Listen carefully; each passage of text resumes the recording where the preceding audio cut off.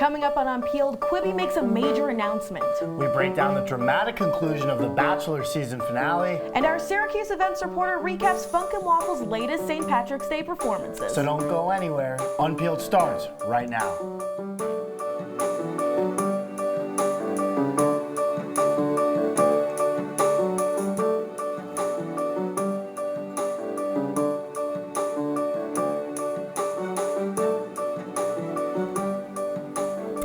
Welcome everybody to another edition of Unpeeled. I'm Justin Paura. And I'm Kerri McAneney. We begin today's show with the latest from Harvey Weinstein's criminal trial. Earlier today, the New York State Court sentenced Weinstein to 23 years in prison on counts of rape and sexual assault. The Associated Press reports that Weinstein's legal team is going to appeal his sentence. Weinstein's New York trial first began on January 6th, with the jury eventually finding the disgraced producer guilty on February 25th. During the trial, Weinstein was faced with allegations of sexual assault from as early as 1978 and still faces charges in Los Angeles. We will continue to provide updates on any further developments regarding this trial. The entertainment industry is really being turned on its head right now with the verdict, as well as all of the news surrounding the coronavirus. Today, the E322 video game convention has been canceled due to concerns about the coronavirus. The festival was scheduled for June 9th to the 11th.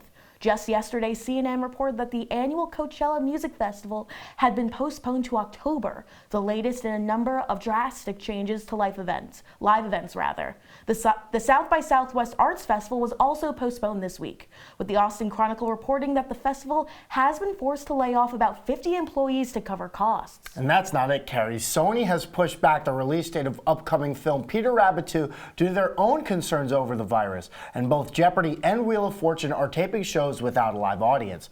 In the world of sports, the NCAA men's and women's tournaments both being played without fans. The NBA, MLB, NHL, and MLS are all preventing media from going into clubhouses.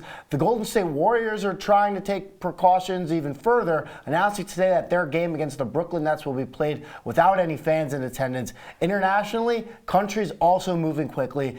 Italy canceling all sporting events until further notice. And Kerri, something that was so bizarre to me today, something that I really haven't seen before in my life. I was watching a soccer game in France.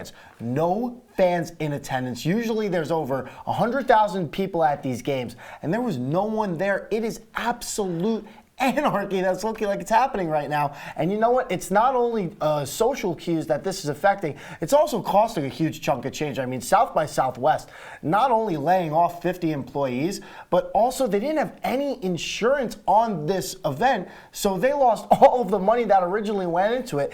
This is just absolutely crazy. It really is, and they didn't have insurance to cover in the case of any disease outbreaks, which honestly, it seems like an act of God that all of this stuff is going on. But we need to focus on the people who are going to these events, because a lot of people are trying to get refunds, but it's been stated explicitly in the policy that there are no returns, but badges and wristbands are rolling over to 2021. Honestly, as a fan, I'd be excited to be going to 2021. How do you feel, Justin? I mean, I would be thrilled, especially when you talk about, you want to go to the 2020 event, the least they could do is send you to 2021. So you know what? At least that was able to get sorted out. Mm-hmm.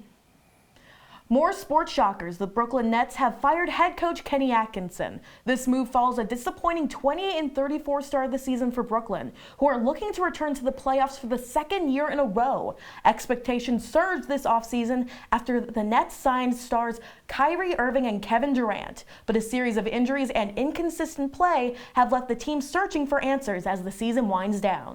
Taking over for Atkinson is interim coach Jock Von who will be tasked with turning the Nets season around. Brooklyn finished 118 and 190 since Atkinson was hired in 2016, though he was praised for his work in developing young players such as Spencer Dinwiddie and Joe Harris. Joining us now to discuss the firing is our sports reporter Mason Horodisky. And Mason, when we look at this whole situation, it kind of came out of the blue. What led to Atkinson's firing? Well, it's been absolutely crazy, Justin. I mean, Kenny Atkinson is no longer the Nets head coach after what was cited by the New York Post earlier today as him not being a fan of the culture surrounding the team. It comes as both a surprise and a huge blow to the Nets, who are right now sitting in 7th in the Eastern Conference standings. And as a team that's had its ups and downs so far this year, losing a head coach at this point in time has to be a major blow. Did Kyrie Irving or Kevin Kevin Durant play a role in all of this? Well, I actually think that that's probably the real reason why this even happened in the first place, and the two teams decided to part ways. I mean, Atkinson didn't just cite the Nets culture, but Kevin Durant's culture in particular on why this decision was ultimately made.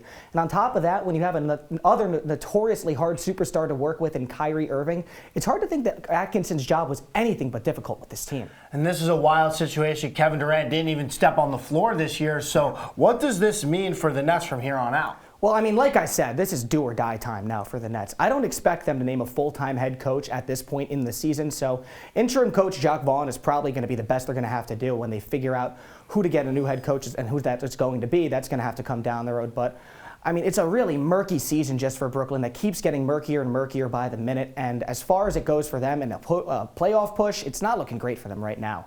Mason, my man, thank you so much. You got it. All right, and coming up, a dramatic two-night Bachelor season finale has come to a close. Our Bachelor reporter is here to break down Peter's big night right after the break. Hey, look, it's those guys. Are you good to drive? I'm fine. How many did you have? I should be fine. You should be. Go and step out of the vehicle for me. See ya, buddy. Good luck. So turns out, buzz driving and drunk driving, they're the same thing, and it costs around $10,000. So not worth it.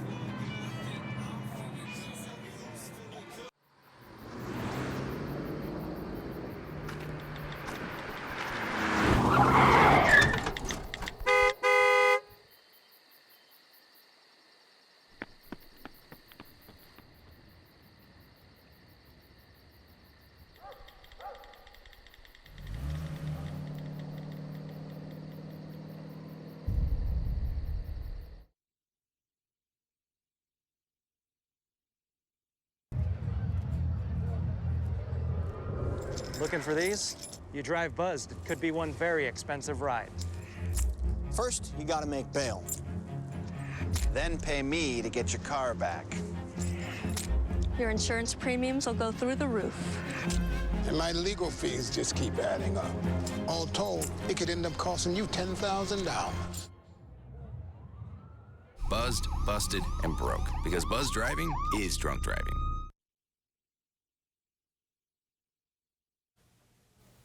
Welcome back to Unpeeled. ABC's broadcast Monday and Tuesday night brought those in Bachelor Nation to the edge of their seats as Peter Weber was finally forced to give out the final rose. The big decision came down to two women vying for Peter's heart all season long, Madison and Hannah Ann. And just as Chris Harrison predicted, season 24 ended with plenty of drama. CitrusTV Bachelor reporter Will Scott joins the show now to break it all down. Will, was this the most dramatic episode yet? Well, let me tell you that we've seen some dramatic seasons of The Bachelor, but we've never seen anything quite like what we saw these last two nights. Okay, so it was a two-part episode. Let's go in order chronologically. All right, Episode 1. Madison actually goes home, right? Yes, she actually decides to go home. She breaks up with Peter, not the other way around. And, you know, the bottom line is that Peter and Madison really lost a lot of momentum when Madison decided to make that ultimatum. I don't know if I would call it that, but a lot of people were calling it that. When she said, look, if you get intimate with the other girls, I'm going to have to leave. Oh, and what does Peter do? He does exactly that, and then he's shocked to see Madison get upset by that. So Madison, you know, give her credit, sticking to her values, staying true to what she believes. She decides to leave, and you know, Hannah Ann, even after that, really didn't have a whole lot of momentum with Peter. Peter still was questioning a lot of things, but he ultimately decides to propose to Hannah Ann. Mm-hmm. You know what he's done in what's the thing? The windmill. There we go. So he values his fantasy suite dates. Well, Bachelorette throwback. Yeah, a little throwback to Hannah B. But so Peter ends up proposing to Hannah Ann, but then breaks off the engagement. I'm so confused. But how was your reaction to that? I was not shocked to see him break up the engagement because the bottom line is he still had feelings for Madison. He admitted that to Hannah Ann when he broke off the engagement with her a month after they're engaged. So for me, I wasn't surprised, mainly because he still had feelings for Madison. He still had feelings for Madison when he proposed to Hannah Ann. You got to feel for Hannah Ann. I know I'm not a huge fan of her, but you got to feel for her. All right, so let's do this quickly. What do you think this means for everyone going forward? Well, okay, so what this means potentially is that Madison and Peter might be getting back together, but Barbara, Peter's mom, not so happy about that. Barbara, how can you not like Madison? She is the perfect girl. And then she's rolling her eyes and she's canceled. Barbara's canceled. Came into this season as the most liked Bachelor mom of all time. Now she's the most disliked of all time. Oh my goodness. Well, my guy Will Scott, thank you so much for joining us. Absolutely. It's been a pleasure all season long. Always a pleasure. Oh man. Well, upcoming short-form video service Quibi has announced its programming lineup ahead of its April 6th launch. The company name is short for Quick Bites, and it will feature over 50 shows for its upcoming launch. The service is made for viewers to watch on their phones and to watch quickly, with no show running longer than 10 minutes. And Quibi also has a ton of stars attached to its projects, including Idris Elba, Sophie Turner, Liam Hemsworth, amongst others. Here to break down Quibi's slate of shows is Unpeeled's television reporter Patrick Gunn, my guy Patrick Gunn. How you doing today, bud? I'm doing great. Excited to talk about Quibi, man. Good, so are we. We are. But what kind of programming can viewers expect from Quibi? Oh, if you like programming, you're going to get all the programming that you want. If you like comedies, reality TV shows, dramas, everything is on Quibi. You miss Judge Judy? Judge Chrissy Teigen hosting her own show called Chrissy's Court. Wow. She's going to be only doing minor cases, but we are going to have a judge. Everything you want is 10 minutes or less. You got it on Quibi. So do we think now that Quibi coming in the beginning of April, now it's going to compete with big streaming services? I'm not so sure if it's going to be competing with the big drug, because it's really something that's very different from the other streaming services. It's more of a short form variety type content. So I would say its biggest competition is actually YouTube, because they're the same type of length, they're both shorter, and YouTube is also free. Quibi is free for the first 3 months, but after that people are actually going to pay. So they're going to really prove that their content's good enough. And hey, they've already got a couple shows. They've got a show called Barkitecture, which is where they're building dog houses. Oh, and yes. It has dogs. Oh, my goodness. And you also got The Shape of Pasta, not like The Shape of Water, the movie, The Shape of Pasta, which is about a celebrity chef having pasta in Italy, which is cooking shows and dogs. I love it. I feel like I'm already obsessed with this, but last show you made your pick of the week. Will future picks of the week come from Quibi? Maybe. It's a hard maybe on whether or not Quibi will have some future picks of the week. They have some good shows. Fugitive remake with Kiefer Sutherland. That's got a bit low as a film fan. Survive, he's mentioned Sophie Turner. She's going to be in that with Corey Hawkins. So there is some really interesting programming on there. And there's even like a cool doc show called Murder House Flip, where they just take whole houses where there were big murder mysteries that happened, and they're gonna try and sell them to people, which is interesting. But so there's some stuff there. There's intrigue. I'm not sure if it's going to be enough to keep me hooked, especially with that short amount of shows. It sounds like it'll slay. Coming up next, find out why the Directors Guild of America has reason to celebrate. And Universal Pictures finds a new producer for its next monster movie. All that and more after the break.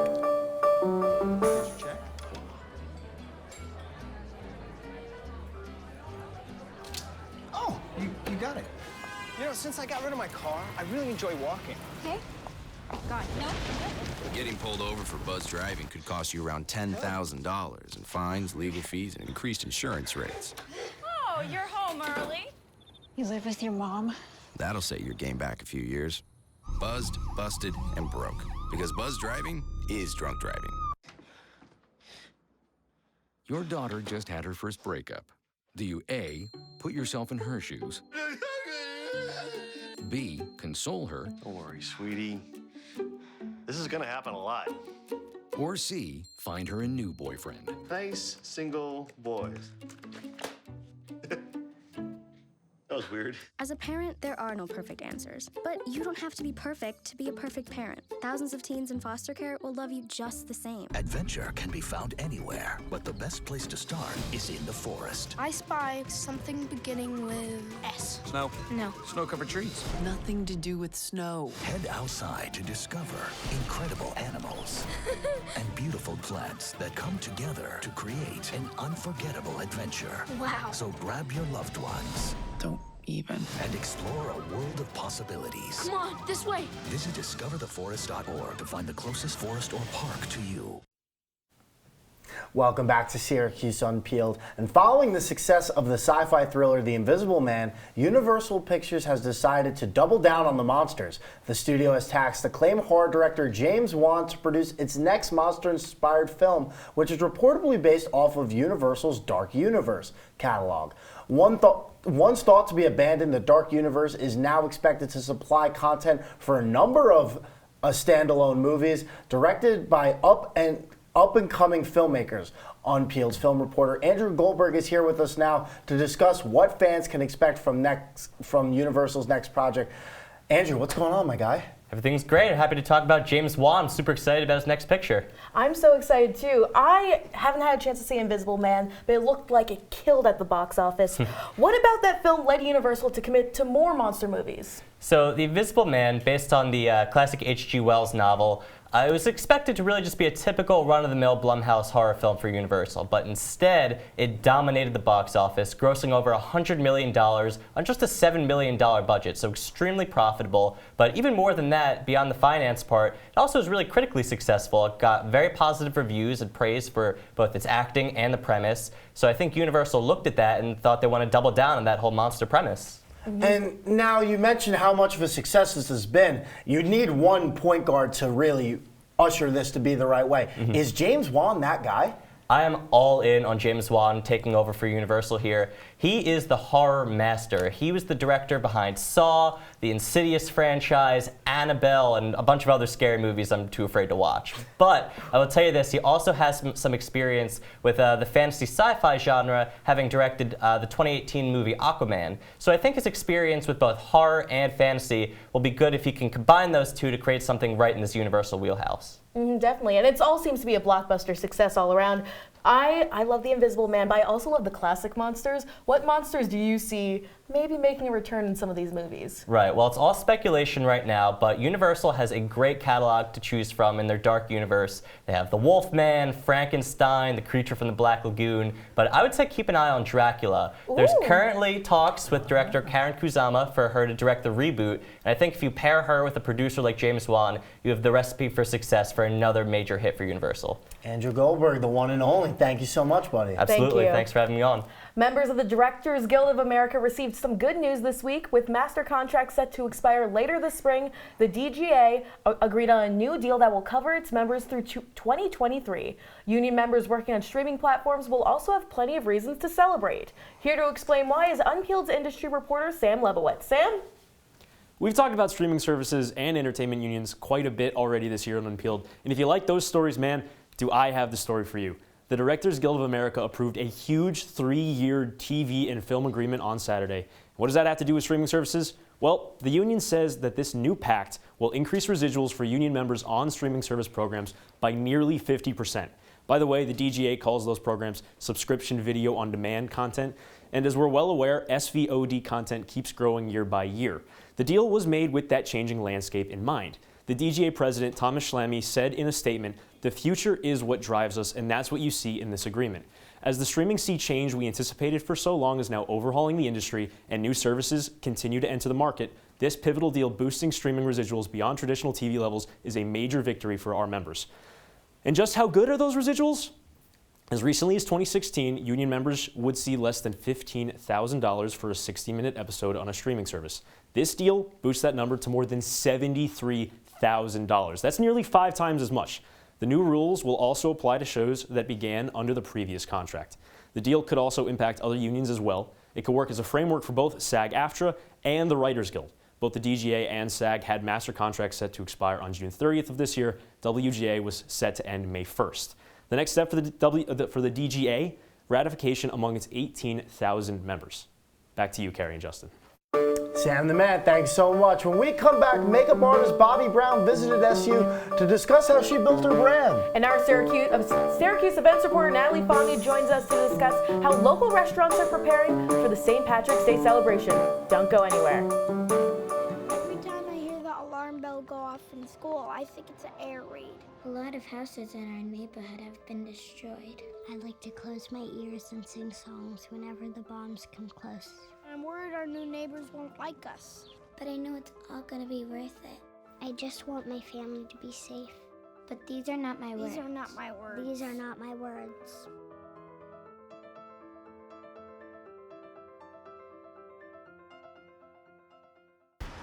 Look at you. You're at the top of your game. You're unstoppable. Nothing can throw you off track. Wait, is that your car? Uh-oh. Yeah, I saw that coming. That will throw you off track. You're looking at around 10 grand in fines, legal fees, and increased insurance rates. Let's try this again. Smart move. Because buzz driving is drunk driving. It's a beautiful day out here. Sunny today with light breezes, giving way to clouds in the afternoon. We could see some light precipitation to moderate precipitation later on, followed by powerful storm-like conditions. 90 miles per hour winds are expected. Authorities are asking everyone, stay indoors. Come on, that's it. Let's go.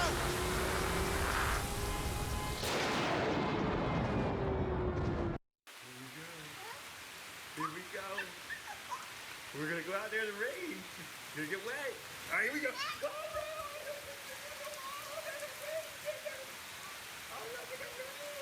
okay, quick.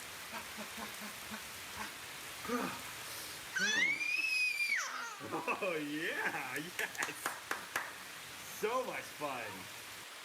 Mwah. So wet.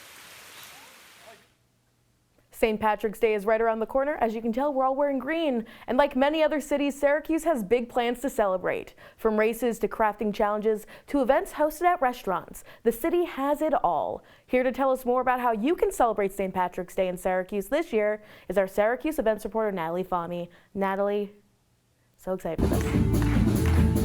Carbon Leaf came to Syracuse this week for an intimate concert at Funk and Waffles.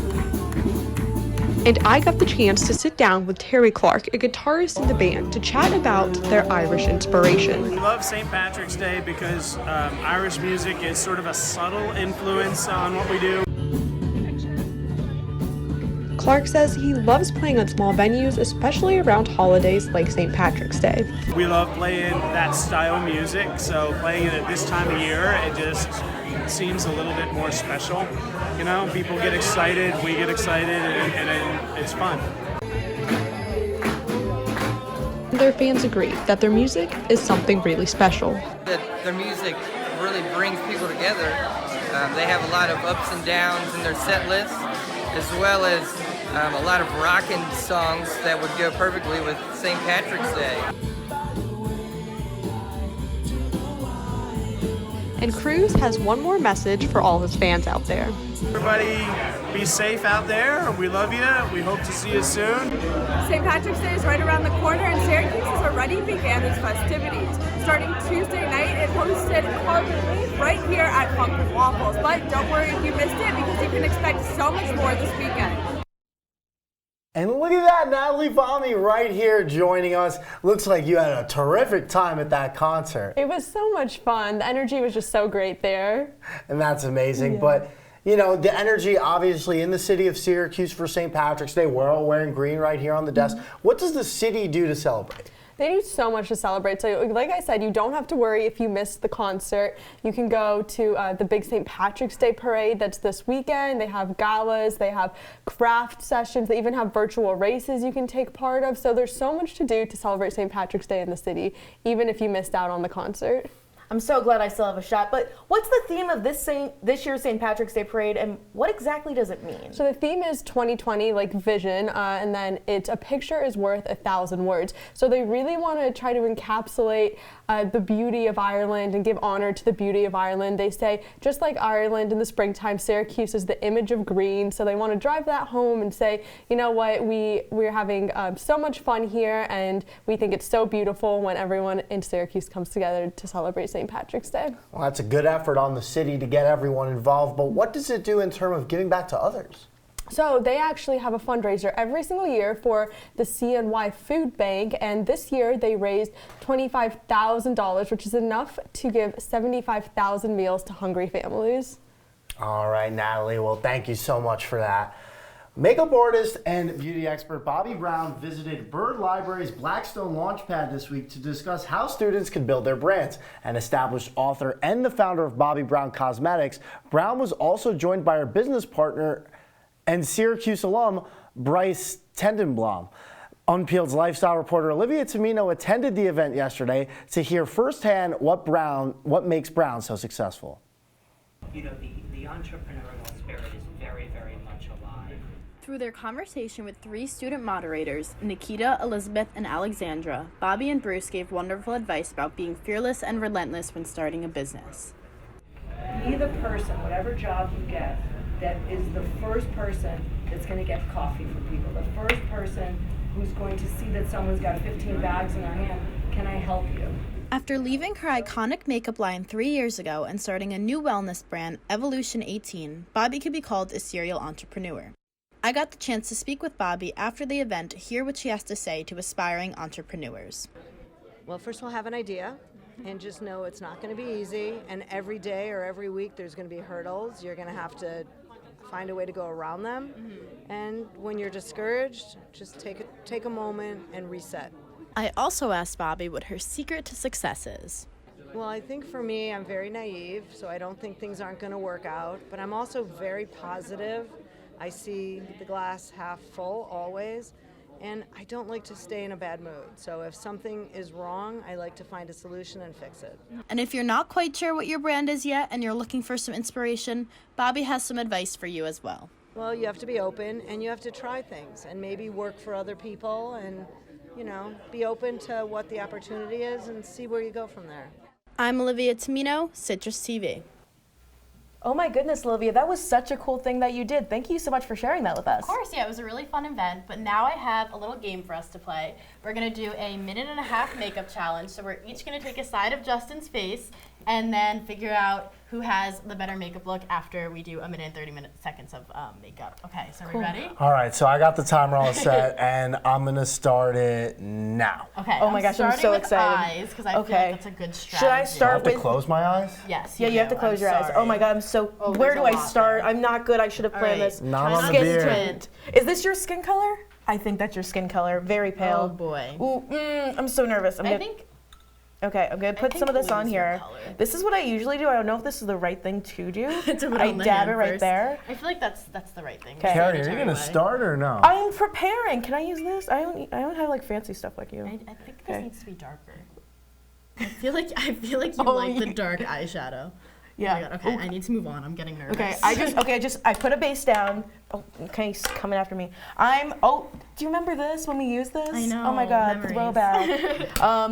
Let's see. I'm so scared. You're green, so I'm gonna go with a more green tint, I think. Foundation on there. Can you blow on that? Blow on it. There we go, thank you. Oh, I forgot mascara. Can you not squint, please? You have hooded eyes, it's a problem. Are you able to open one eye? Like that one? Which eye, the right eye? This one, right The here. one that I'm not on. Perfect. Okay, awesome. Oh we gosh, have 20 seconds. 20 seconds. I didn't even start. Okay. I'm sorry. Let me do a nice cut crease. Oh right, no, hold no. on. Okay. Blush. Okay, the eyebrows are the key to the soul, Highlighter. they say. How dare, no, highlighter. eyeliner. Ooh, let's try this. Okay. All right, that's your time. No, let me finish. I honestly. Okay, stop that. I'm trying. Oh my God. Oh, did I poke you in the eye? What did I do? No, your eyes are so red. Oh What my happened God. to me? Yeah, I don't know who's the winner here, but definitely let us know on social media who you think the winner is. Oh my gosh. No, well, I know who's not the winner, and that's the guy in the middle right here. But that's all the time we have on Unpeeled tonight. Everyone, please stay safe over the break. Until we see you again, I'm Kerri McAneney. And thank you for Olivia for doing that. I mean, it was a lot of fun. I'm Justin Paura. Make sure to follow us on social media at CitrusTV on Twitter, CitrusTV Entertainment on Instagram. We'll see you soon, Syracuse.